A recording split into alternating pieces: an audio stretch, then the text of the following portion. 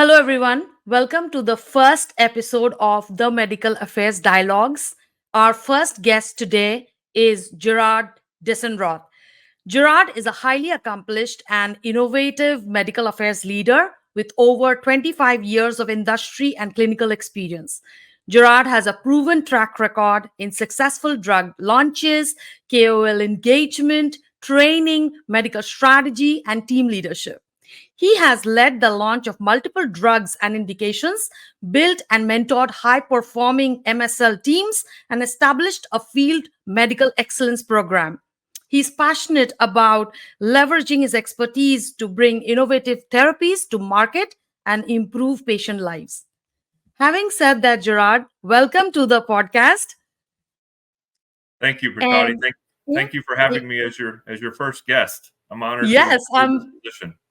I'm super excited to have this session with you. And Gerard, before I delve into the topic and go granular, I want to ask you, share with my audience your career journey, highlight any key milestones that would help our audience gain a better understanding of field medical capabilities. Sure. So, trying to summarize this in a few sentences is somewhat tough, but I will say I will start. So, originally, my training, I attended pharmacy school, and through pharmacy school, I learned quite a bit along the way because I also was a pharmacist intern at a local hospital that was a teaching hospital. And so throughout my journey, through my training and through that experience, what occurred is that it really led me to understand hands-on about patient care, but also learning more about deciphering clinical trials. What clinical trials look like, because we were involved in multiple clinical trials at the time. I can, not to date myself, but we were one of the original sites for Zofran. For those who have familiarity with CINV, Zofran was one of the originals. Through that, I really got involved in understanding clinical trials, being part of them, and that was sort of a journey that started really wanting to focus more on clinical research and education. So when I left pharmacy school, I actually started in clinical practice. And my whole premise was that I wanted to stay in clinical practice and be involved with teams when it came to patient care in the hospital or in the clinic. And what happened over time is I always knew about the opportunities that existed within pharma or biotech for people who were from pharmacy school, or if you're someone who's a PhD, and there were even a number of nurses that were involved in pharma. So I knew a number over the years and had numerous conversations. A lot of these people had come to my office, and we had discussed, various therapies, but also potential opportunities. And so eventually, what I decided is that I was looking at potentially moving into that world. Leaving clinical practice was tough because I honestly enjoyed a lot of the patient care aspect of it. There's a lot of when you're in healthcare, you're in there and you're able to see the improvements of people that you're working with and patients you're trying to help. So for myself, moving into that realm was a big step, and fortunately, I was able to do so. And I moved into the oncology world, is where I started my journey. And I had a mentor who was also the person that was my was my leader of the team, had brought me in, saw something in me to bring me in to the organization, and that's what started my journey. You have to have someone who believes in you and believes in the attributes that you have and what your capabilities are. And I can't say enough about having this person who was and that's really one of the biggest stepping stones is having someone like that in place. So I spent time. What happens in pharma is that you moves, and my company was bought out, so I moved to another organization that was a pretty good sized biotech. At the time, had a lot of fantastic molecules in place, and so I was part of moved into the hematology world, and that was my first experience on the heme side. I'd worked in solid tumor, so I spent a number of years in that realm, and really that's where managing my territory and building that as my piece of the pie. I mean, that was my business, and establishing a lot of KOL relationships and developing those. And I was also, leading within the investigator-sponsored trials within my area. We were a company known for supporting a lot of physician research, and through that, having a lot of understanding of what good looked like within a clinical trial, but also staying on top and having those moments where you have quite frequent follow-ups with thought leaders about their trials, and sometimes you have to push them a little bit as to where things are at. Not just from this sponsored trial, but also from our company's trials. So understanding that those conversations are part of what you do. And you want research to continue on. You want you have starting points, and you also want to see ending points at times, whether it's positive or negative. You want to find out what the results are, so you can move forward with maybe either the next step or a different step in working with the molecules you have at hand. From there, I moved to more of a clinical development role, where we were focused on single targeted molecules, and from phase 1 to phase 3. So I did that for a short period of time. Well, it wasn't a short period of time, but period until the company was decided to integrate our team within the company that had purchased the company I was with. And from that standpoint, other opportunities happened, and I had a manager who I'd worked with previously, who had called me, and who's someone I really enjoyed working for and respected quite highly. Still do to this day, actually. He's also a friend as a matter of fact. But I moved into this role where it was a long journey within solid tumor oncology again. And so what happened, I was in this role as an MSL for about 2.5 years. I came in as a senior, but then I was promoted to what's probably better termed as executive MSL.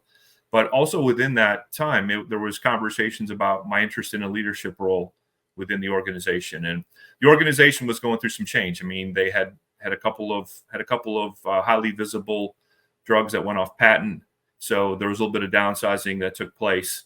But there were things in the pipeline, and there was going to be this need to really build out the team based on the results of a number of phase 2, phase 3 trials that were ongoing.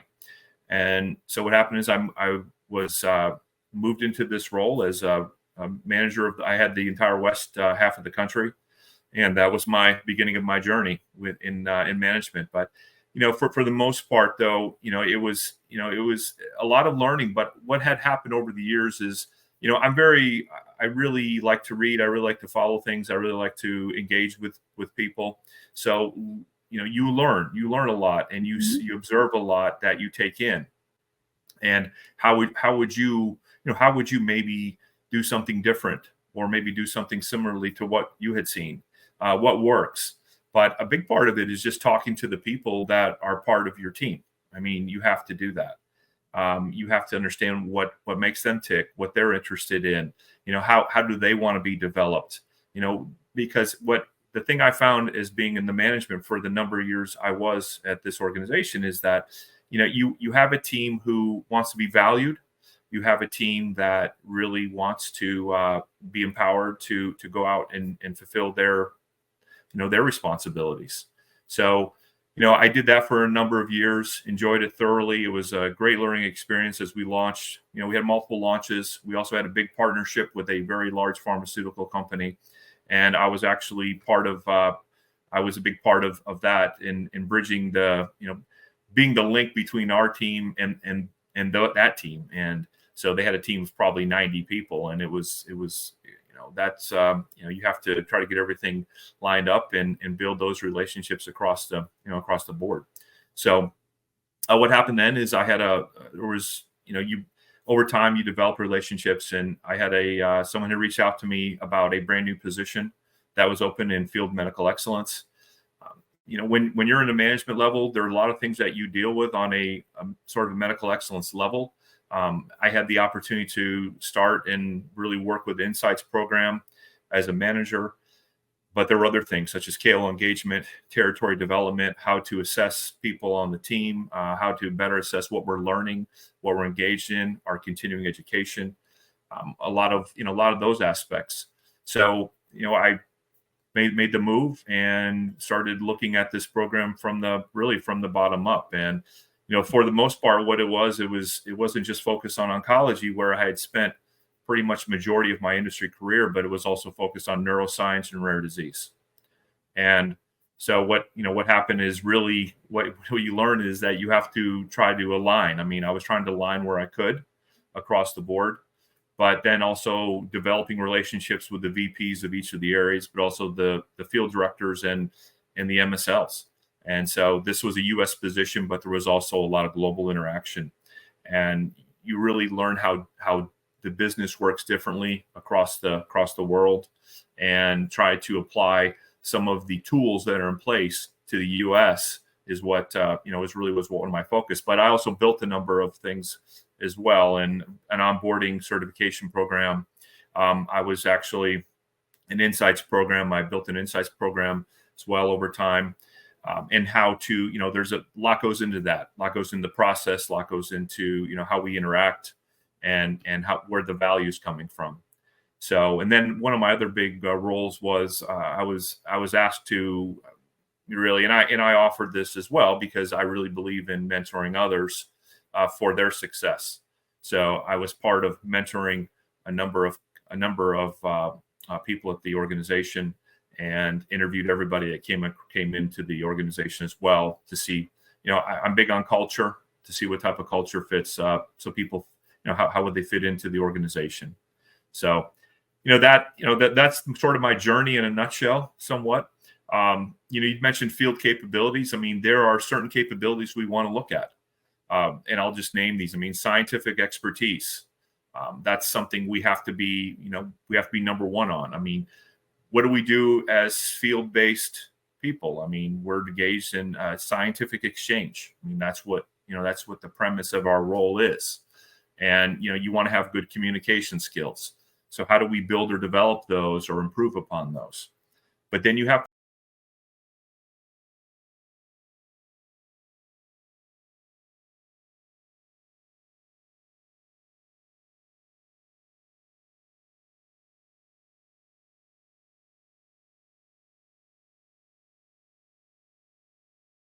their teams within not just medical, but also on the market access side, also on the commercial side. You have to be able to establish relationships and understand what type of communications you can have with each other. But then also medical education. I mean, that's another big portion of what we do. And we have to be able to educate, but we also have to be educated ourselves. And you have to, strategic thinking. I mean, you have to be able to have that type of mindset where you're thinking about the company's goals and objectives, but what do we have currently in place, and what can we do to move the needle on that? But then lastly, I mean, we have to be compliant. I mean, we have to be compliant in our work. I mean, that's I've written a couple of MSL policies over time, actually a few different variations. So but you have to make certain everybody has an understanding of what it is to be compliant in the field, but also internally. Wow, what a career journey. And I'm very honored to have you as my first guest, Gerard. Um, in many platforms, we have heard various aspects of field capabilities and field medical. Like Gerard said, it's a huge space. However, in this podcast, I want to feature a unique and a compelling topic: the transition of MSLs between therapeutic areas. This is a very crucial element in the success of an MSL's career, which Gerard and I, we both agree. So, in this podcast, we want to explore more about the challenges, the opportunities, and the unmet needs that the MSL has to navigate through while making this transition. So, without any further delay, Gerard, I want to quickly bring you to the topic. Yes. In your career, have you seen a lot of this happening, like MSLs have to transition between therapeutic areas? Yes. So what happens at times? So probably 10, 15 years ago, maybe even 20 years ago, I would say oncology was seen as sort of the pinnacle Mm-hmm. of being within the medical world, the MSL world. But I would also argue probably the sales world from a commercial aspect. So what's happened is you had a lot of people who were wanting to work their way up, and maybe they started in the metabolics, maybe they started in some type of in the neuroscience or whatever. But what's happened over time is that what we've seen people make these transitions and make them successfully. And I've actually hired some individuals who were in a different therapeutic area. But what it comes down to is that most everybody in this industry has some type of science background. I mean, Mm-hmm. that's been your base, really. And so learning new science is something that we should realize that everyone Mm-hmm. is capable of doing. I mean, everyone's capable of learning a new disease state. Everyone's capable of learning new data on molecules, new indications. And so I think we miss out on opportunities for good people on specific teams when we don't even consider that to be applicable to a person who maybe is coming from, say, a neuroscience background and wants to move into, say, oncology. You have to look at the person as an individual. I mean, are they someone who's motivated? Are they someone who has other attributes of wanting to learn what it is that we're focused on? There are a lot of aspects I look at in people when I'm interviewing them, especially those who are coming from different backgrounds. And for the most part, what I'll tell you is that everyone is open and wants to learn and may take them. Maybe they have to study harder. I mean, I think that's something else you have to realize. If you're a person who's making that change, yes, you're going to be spending more time. I mean, your time is going to be spent focused on anything you can get your hands on related to this new therapeutic area that you're moving into. You want to learn more about the landscape, obviously, but that's one aspect of it. The other aspect is from a building trust with a completely different core of thought leaders. Now, again, I would say someone who's been in the industry as an MSL for some years should hopefully has a pretty good understanding of what it means to how to build KOL relationships, because you're going to utilize that across. I mean, as an example, when I was in oncology, my first gig in oncology, I was focused on solid tumor. But what happened was when I moved to my next role was in hematology, and everybody is aware that that's the expertise. You have expertise of specific thought leaders who are focused on hematologic malignancies, especially at our academic centers. The community centers, yeah, you're going to have your community oncologist hematologist who's focused on everything. But from an academic standpoint, you need to build those relationships. These are different relationships than what you had previously. So, does the person have the ability to do that? But also, what do we have as an organization in place to help this person along as they build those relationships? And there's a lot of ways to do that. I mean, honestly, working with there's probably a prior blueprint which has been in place as to who to focus on.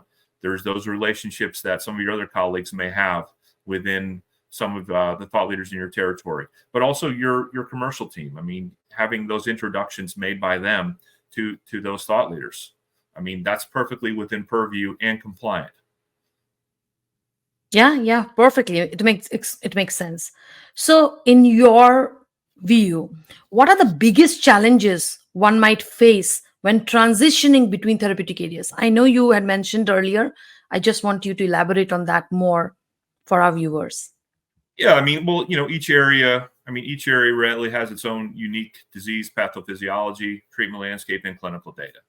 So, what you have to do is you have to bridge that knowledge gap. And it's, again, dedicated learning, staying up to date on the latest research, and honestly having discussions. I mean, you have to have, if you're going to move to a new area, if you move to a new organization, there should be someone, hopefully this is set up as such, but you have a mentor who is also in place, and you have a person who is the trainer or a good trainer. But then you also have your medical directors. I mean, these are all people that you can lean on for, gaps or sharing specific, some things maybe that you hadn't come across.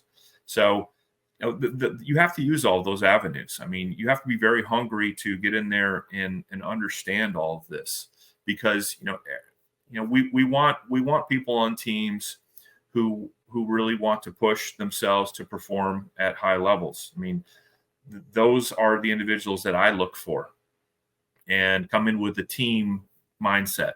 So team mindset is that we can all have success as a team. And that's going to also translate into how I do from my individual standpoint. This is my piece of the business, no matter what part of the country you're in, or if it's outside the US, what country you may be in. Yeah, perfectly put. Teamwork is the key. So going back to us, an aspect that you were mentioning earlier, the skill sets, right? How transferable are the skill sets and knowledge from one therapeutic area to another? I know you were giving your example. Can you elaborate more on that? Well, I mean, you have the core skills, which I mentioned earlier. I mean, you have to have your medical communications. I mean, you have to have a good understanding of communicating specific data, or engaging in those conversations about the disease state itself. I mean, remember, when you're engaged with thought leaders, I mean, they have a great understanding of the disease state already. They understand the landscape. So you may be talking some specifics about data related to your molecule, which you should be the expert on.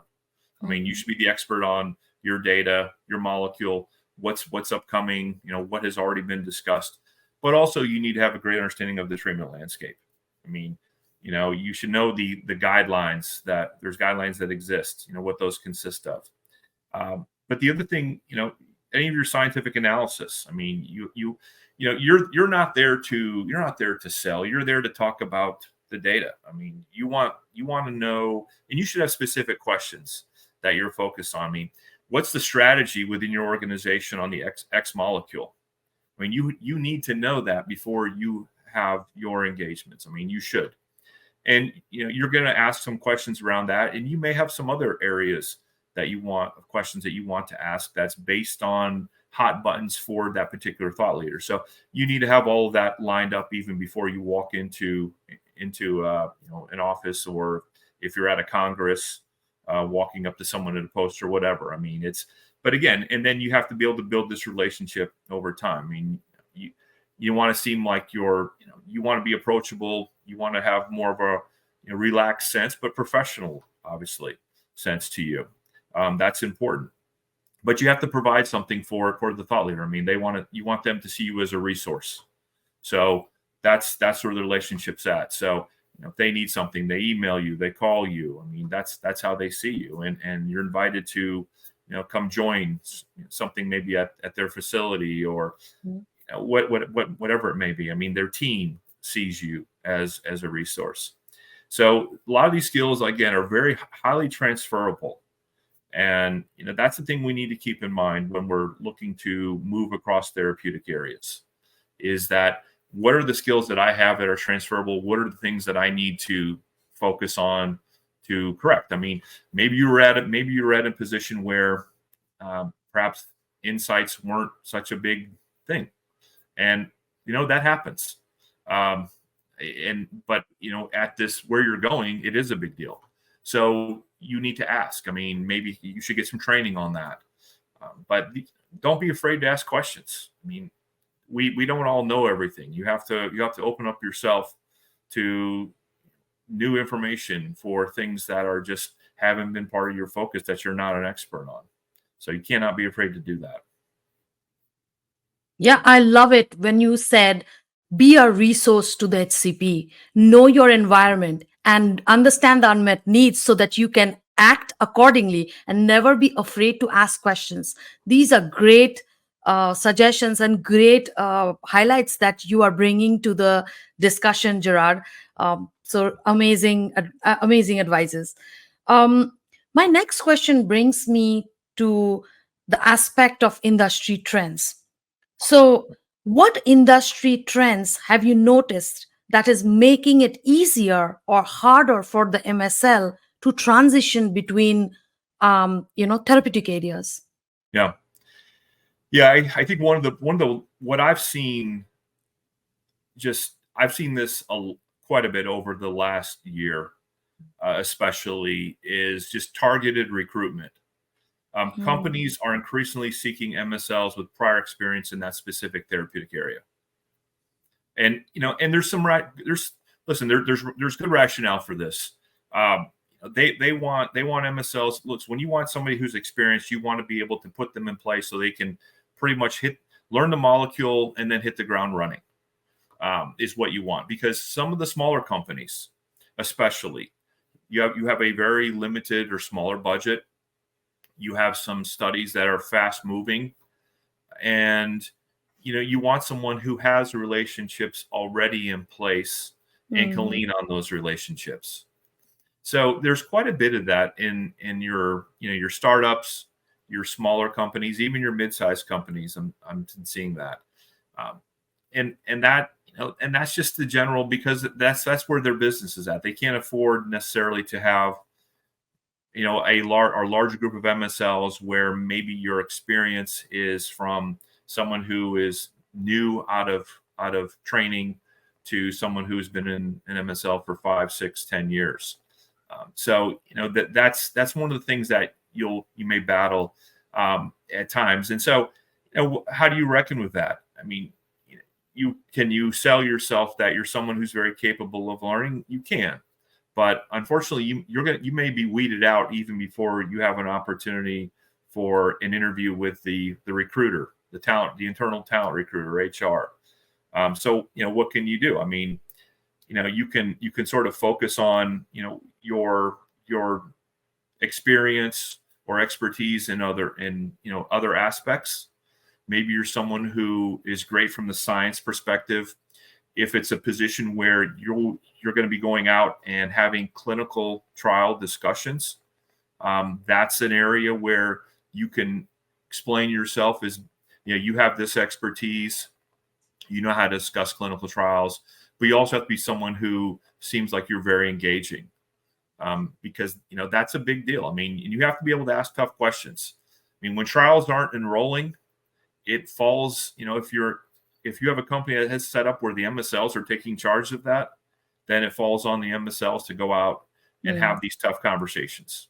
And I mean, I've been in that position, and you know what? You're representing the organization.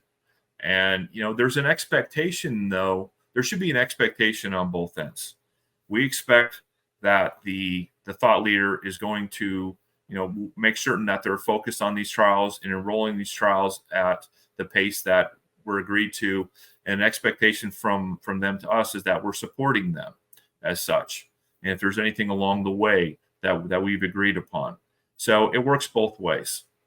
So if you're someone who can go out and understand that maybe you don't have this whole background, but or have that capability, that may give you a little bit of more leverage if you're trying to get into a smaller company where they're really wanting someone with more experience.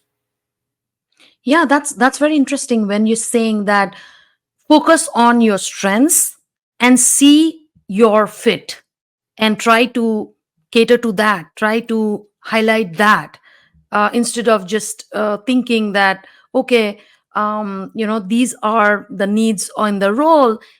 I how do I compete with people who have more experience than me or have a higher uh, educational background than me? So pull out your strengths, showcase your strengths in front of the HR. And it seems like it's a very typical way of communicating with your HR, because whether you are an MSL who's trying to transition from one therapeutic area to the other, or you are trying to find a new role for yourself, the tactics are same. It feels like. Would you say that? I mean, you have to be able to understand and recognize the skills that you have that you've developed, and then the ones that maybe need further development. And then you have to highlight those. Is what here's the thing is that you also have to show some humility. Honestly, I mean, you can say, listen, I've not had this focus on X therapeutic area, but in industry, but maybe you did focus on that in clinical practice. I mean, when I was in clinical practice, I touched a lot of different therapeutic areas because I wasn't specialized in one specific area. So when I moved into oncology, I mean, I had obviously spent some time working in oncology when I was in practice, but it wasn't my sole discretion. So, but what I did understand is I understand how to analyze clinical trials, how to look at data, how to communicate data. And those things are big in what it is we have to do, no matter what role that you're in as an MSL, no matter what therapeutic area you're focused on. And that's something you need to push forward. I mean, you need to make that well understood, because I think if you don't seem like someone who, is really open to learning more about anything in general, that doesn't bode well for you, because that's what this business is. This business is about change constantly. And you may have a molecule that is going well, I mean, but the next day you may have some data that comes out that just absolutely crushes it in a bad way. And so then you have to refocus yourself. And so these things happen, unfortunately, but that's part of the business we're in. So focus on your strengths, focus on the fact that you're open to learning new areas, and you have to have humility along the way, and mentors as well, very big. And you remember when we last spoke back in September, one of the things that I mentioned during my conversations there was that I'm always reading everything. I must subscribe to, I don't know how many different letters, and I read everything that's out there. And it's not solely focused on the disease states of interest that I'm involved in, but other things, because I'm interested in science. I'm interested in what's next to improve the lives of patients. You have to have that type of mindset.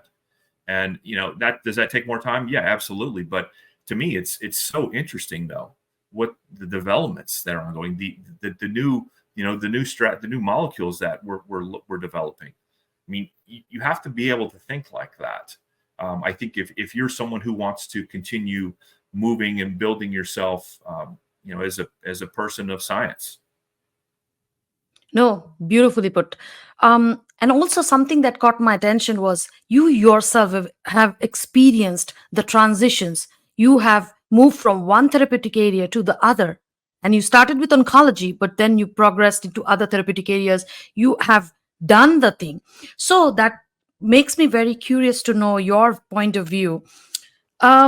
What do you see as the future for MSLs in terms of therapeutic area specialization versus having a broader range of expertise?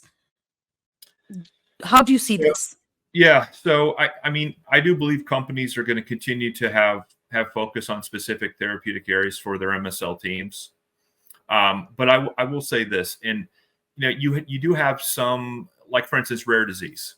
Let's use rare disease because I think this is the best example. So the rare disease team that I was working with just recently, I mean, their focus was on very rare bone disease. Okay. But then there was another aspect where they were looking at liver disease. So you had to have, and then also, I mean, growth hormone. So because these are such rare or very rare diseases, and you have teams that are obviously very small from the onset, you have to be open to learning these different disease states, these different therapeutic areas, because that's the setting of it. Now, larger companies, you may have it break down. You may have a rare disease team that is 4 people who's focused on a very rare area, but then you may have a larger team that is potentially 10, 12, 14 people because the disease state maybe is larger across the country. But I do believe it behooves us to understand that if you're going to be part of a rare disease, is a fantastic area to be in as well. because there's just so much focus. A lot of companies have taken a lot of focus on improvements and developments within a whole set of rare diseases. So if you're able to understand, though, that you have just so few thought leaders and who those are and how you're going to focus in what you are trying to build that relationship with them and bring this information internally. These are things that you would have done similarly in a larger therapeutic area. It's the same type of operation, but you're dealing with a much smaller focus. And much smaller focus means it's a much smaller community from a medical standpoint when it comes to HCPs, but also from a patient standpoint and the patient's caregivers. So you'd be surprised at the number of patient groups that exist out there, especially for these very rare diseases. And you want to know who those are. You want to have some focus because we again, it's another opportunity to learn what's going on in the community, and then taking that back in along with statements from our thought leaders as to what can we do with our development and focus our molecules. So I think that's something you have to keep in mind.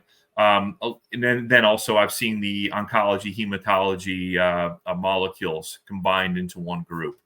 That happens too, where you have to have focus on solid tumor, but then you're focused, say, on lymphomas. But you have that as well. So it's some companies have been a little more broader, but the large companies obviously are very, very focused. If you're working for a small organization, then they're going to have maybe one team. And but to me, though, that is good for people who want to have more of a their focus is going to be much larger, because I think that gives you that experience, and then therefore in the future maybe you want an opportunity for a different role elsewhere. It's going to make you that much more valuable to say multiple organizations. No, yeah, absolutely, and that's where I was thinking about this. So, is it possible that an MSL gets training in a particular therapeutic area and then learns some tactics and strategies, and when move to another therapeutic area and they see that unmet need in that space and can apply that tactics or strategy in that area and add value to the team? So, does Absolutely. that happen, or is it accepted well, or how is the response? Yeah, no. So I think that is accepted well, because what happens now is we see a lot more people who are moving organizations, and we live in an era where there is a lot of we've seen a lot of downsizing over the last 2 years, but we've also seen a lot of acquisitions, and so you have to be the type of person, again, getting back to change and open to change, but also open to new areas of expertise that could potentially be part of your new focus. You have to be open to that. Look, there are so many new biotechs that so many new startups that are out there who are, we don't even, you could look across the board. I'll use an example. The GLP ones. Great example of how many companies are focused on GLP-1s, and then the combination of GLP-1s and glucagon. There's been some recent new data in the news about these companies that you probably have never heard of. Yeah, but yeah, that's what they're doing. And so the same thing in the oncology world. A lot of startups, and that's going to continue. So you have to understand that there's going to be a constant change, constant flow. If you want to stay in one therapeutic area, there's absolutely nothing wrong with doing that for the most part. You can, move, or you may go through buyout at some point, a merger or an acquisition from your company for another. You just have to realize that. But there's certain aspects you have to understand. Scientific engagement. What does good scientific engagement look like? How do we ask the questions from a strategic standpoint related to data analysis and insights? You have to have that good understanding. Hopefully you're the company who gives some training on that and is focused on that, because I think that makes the MSL role stronger when you're in the field, because most thought leaders that I've engaged with, they want to understand the strategy of the company. And so you need to be able to share that, but also asking specific questions that will help us internally, but also hearing from them on thought leaders have their own agendas. They're going to be asking these questions as well. And there's valuable information there that you can certainly bring back that could also lead to either firming or changing our strategy. But then value-based care. I mean, we have to support the initiatives that, demonstrate the value proposition of companies' products. I mean, that's something that, is part of our, it's part of our purview. But then also the digital engagement. I mean, we're utilizing digital platforms more and more to connect with HCPs and delivering medical education more effectively. And that's just going to continue. I mean, we all live in a world where everyone is busy per se. And for the most part, that's true. We just have to find ways to get messages out and to help, ultimately help, the patients that we are serving. Absolutely. Cannot agree more on that. I want to talk about um, some training programs, because I know you've built training programs, and I want to, at this point of the discussion, I want to talk about the training programs that you would recommend, or the resources that you would recommend for MSLs looking to broaden their therapeutic area expertise. Yeah, I think a big part of it is, I mean, depending on who you're, who you follow or what area you want to focus on. I mean, there's so much good information that exists. I mean, if you're with oncology or hematology, you want to focus on information that comes out from ASCO or ASH. If you're someone who is in the liver disease area, I mean, you have AASLD. I mean, you have the liver group over in Europe. You have ESMO, for instance. From a diabetic standpoint, I mean, you have the ADA. They just had their meeting here with last week or two. From a neurologic standpoint, I mean, there are definitely small meetings that take place along the way, and what you can do is you can search, and then see where what the organizations are. Try to a lot of them have like mailing lists or information you can look at online of new data that's been released to the public. But also from there's other sites out there that provide a real overview of any of the latest data that's been presented or released. There are a lot of those that exist. So you could just do searches on, hey, I want to focus on, say, X therapeutic area. If it's obesity, as an example, I mean, a plethora of information is going to come forward. You can go right directly to some of the companies' websites if you want to see the latest release of information they have. Again, NCCN, I mean, that's another, if you want to look at all the guidelines. But there's so many places you can go for information now, and so many different newsletters, or shall we say, just news blurbs that you can have come directly to your emails on a daily basis that are out there. So, I think you just decide what you want to focus on, and if it's multiple things, then yeah, I mean, but you got to understand this is all going to take part of your time, and and also from a digital aspect too. I follow a lot of, I look at a lot of, so we say digital areas that are affecting medical and will be integrated within medical. I believe a lot in the artificial intelligence platforms that are focused on clinical insights. That I believe is because what happens is that our field does a great job of bringing in a lot of information, but then sifting through all that information. And I have done all of that manually many times over. And it's great information, but it's time consuming. Absolutely. So, better ways to have an algorithm that basically will sift through all of it and bucket it. I mean, that is something that I'm a big advocate of, because I just, I think the time of our people is valuable. And if we can have a product that's basically, shrunk down and shows us maybe some bottom line bullet points, that's where a lot of value is also at currently.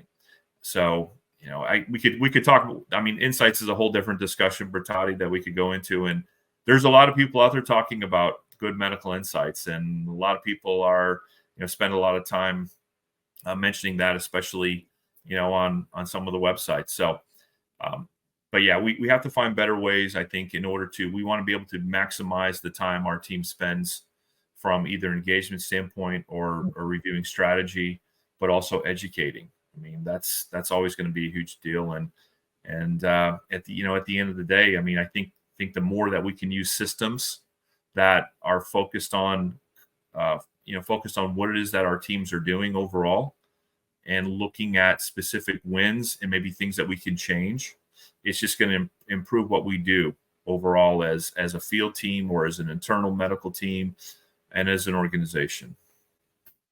Yes, completely agree on that. Next, that I want to really delve into is, you have experienced this, you have changed therapeutic areas, and I want you to come in from that space, from that personal experience space. Does it benefit the MSL if the MSL has cross therapeutic area experience when suppose they are talking to an HCP or an internal stakeholder? Does the perspective change? I mean, I don't know if our perspective would change. I mean, if you're so here's one way to look at it. If you're talking from a clinical background, if it's someone who maybe went through pharmacy school versus someone who maybe is a nurse practitioner, you may have a little different way of approaching. Or if it's someone who's been in practice, say from a neuroscience standpoint, where you're maybe an occupational therapist or a physical therapist, you may have a little different way of approaching things and looking at from a patient standpoint. I do think that is certainly what we see sometimes. One thing I believe in is that those who have worked directly with patients, you have a certain level of empathy that you've established because you understand from working with patients and the trials and tribulations that they go through, and not just the patients but also the patients' families. You unfortunately have dealt with all the highs and the lows at times. So for me, I think that's been part of my personal makeup, is because I think back to those years when I've worked with along those lines, and you've tried to build therapeutic plans when you're part of the team, when you're treating patients, whether it was in the hospital or in clinic or even outside. So I think that's where some variances. I think the majority of people in the field, from a field medical standpoint, but also from medical director standpoint, have had some type of clinical practice or worked with patients, but not everybody has. And so, you have some variance that sometimes exist, and there's nothing wrong with that. But I think at times we have to make sure to ground ourselves to look at it from, no matter who you are, from a patient standpoint, and ask those questions and have those discussions. No, yeah. I personally have worked in hospitals, worked with patients, so I totally relate to what you're saying, and the empathy piece comes in. And I think working in those environments changes you and the way you look at things. And I think if you are, as an MSL, bringing in that concept, bringing in those attributes when you're talking to an HCP or talking to an internal stakeholder, a key stakeholder, I think will add value to your work and to your contribution in the team. Yeah, and one of the things I learned, probably took me a few years to really get a better idea, and part of my KOL engagement was in challenging and questioning the thought leaders, and professionally, obviously. I mean, it respectfully, I don't think there's anything wrong with challenging. Hey, how and why are you treating patients this way? And have you considered this, or why don't you treat per the NCCN guidelines, from an oncology standpoint or hematology standpoint? You can do that, and you should be able to engage in those conversations. And what I've found is that I think there's a lot more respect that's developed when you're someone who comes in from an organization, you got X drug or X drugs, and you're wanting to have that type of conversation. And it's not because you're there to push what you're focused on, but you want to understand. You're seeking to understand why it is they do what they do and why they're treating these patient with this drug or this therapeutic area. I mean, why is that the case? So, I think it's important that we do that. I mean, I like to be challenged myself, but I also think it's fair to again, professionally, respectfully challenge others in finding out more, because it helps me understand, it helps me develop, and I think it just makes me better at what I'm doing. But also, I think it helps them become better at what they're doing. And for the most part, I mean, I'll be honest, I think a lot of thought leaders like to educate too. I mean, that's part of what they have to do with their patients, but also part of what they do professionally, whether it's a new resident or new fellow, or even someone like myself who was an MSL or an MSL, MSL exactly. manager coming in. It's it's no different. I mean, they appreciate that. Yeah, and I think they appreciate that, because even though, but you have to know the HCP well, don't go and just outgoingly challenge their thoughts. But as you build those trusted relationships, if you ask questions, if you show them that you're committed, they appreciate, and the insights from those discussions will be at a different level, that as a feedback loop you'll bring it back to your medical affairs strategy team. So I think we should, as MSLs, they should always look for opportunities to engage with that CP in a deeper level, in a more value Right. added level. Yeah. Yes. This is great. That's part of good KOL engagement. I mean, and that's something that I've worked over the years in teaching others, mentoring others, that these are the types of conversations that you want to have. I mean, because that's at the end of the day are things that we're valuable information we're bringing home. And I think it drives a higher level of respect between you and the thought leader. Yeah. So my last question to you, I know we've been talking a lot about these topics and these areas. How do you envision the role of MSLs evolving in the next 5 to 10 years?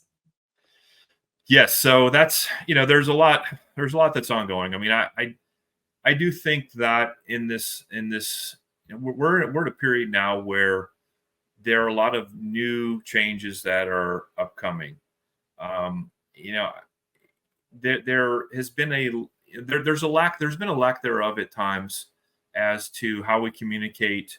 I mean, the different levels of training that we provide to our field teams. There's some companies who are more focused on, hey, listen, we're gonna get you trained. We're just gonna on the molecule. We're gonna get you out of there, but not focused from a communication standpoint. Really looking at the skills of people on the team.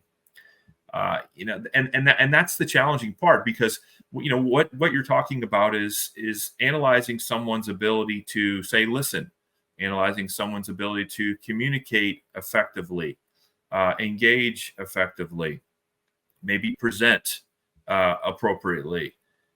These are all skills that need to be reviewed, because what we find, again, getting back to my earlier point about everyone's busy, is that you only have so much time. You only have so much time, and you have to plan ahead as to what questions you want to ask. And there needs to be a higher level of collaboration that exists amongst, say, your medical directors, your asset teams with the field itself, your clinical development team with the field, or with the, medical. These things need to be in place.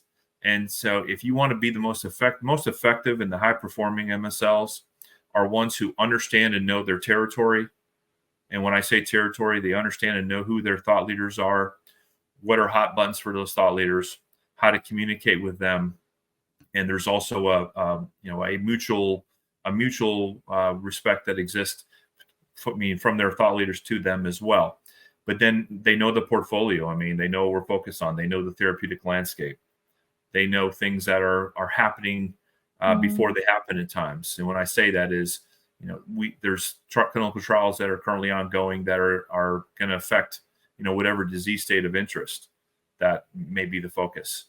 So, we can all, I think a lot of people want to strive to reach that pinnacle, but not everyone does. And that's okay as long as we have some, particular aspects in place. I mean, we always have to be willing to learn and we learn continuously and understand that this business is going to change. From a digital aspect, we have to become more inclined from working with our digital tools, with our systems, because all this is being taken into consideration. I mean, what's the point? What's the point of not utilizing current technological capabilities? If for what reason would we not use that? I mean, for what reason would we not have more focus on what's changing our strategy? I mean, those are things we need to be able to do so we can be smarter about the clinical trials that we establish, ones that we're putting in place, how we're reviewing the data itself. Those are all things that we need to become better at and are going to be a huge focus, I think, as we move forward. I mean, we hear about these things all the time, about new ways of learning or new aspects of reviewing and analyzing data. We have to be able to analyze data more effectively. And quite frankly, that is not going to be, it's not going to consist of 3 people sitting down in a room and analyzing 50 pages of data. I mean, that's just not realistic any longer. Anymore. Yeah. Yeah. I thoroughly enjoyed discussing different aspects of MSL transitioning into different therapeutic areas. Always a pleasure to discuss and talk to you and work with you. Thank you, Gerard, for your time and being a part of my first episode. Thank you, Bertati. I'm honored that you invited me, and I enjoy these topics immensely. I mean, it's obviously things that we do, and the value that we're bringing to people is so important. So, again, thank you so much for having me to be part of this. Yeah, and like you said, I'm very sure this discussion will add tremendous benefit and value to a MSL who's trying to transition and navigate through the career right now. And to my listeners, I would say that I hope this episode also adds value to your career and has enlightened you and has inspired you today in some way. So it was a pleasure having you, Gerard. Thank you for all the insights and and you sharing your experiences today. Uh, so please watch this episode. Stay tuned for the remaining episodes that coming up. The next episodes that coming up. The Medical Affairs Dialogues. Thanks for listening. Thank you, Bertati. Take care.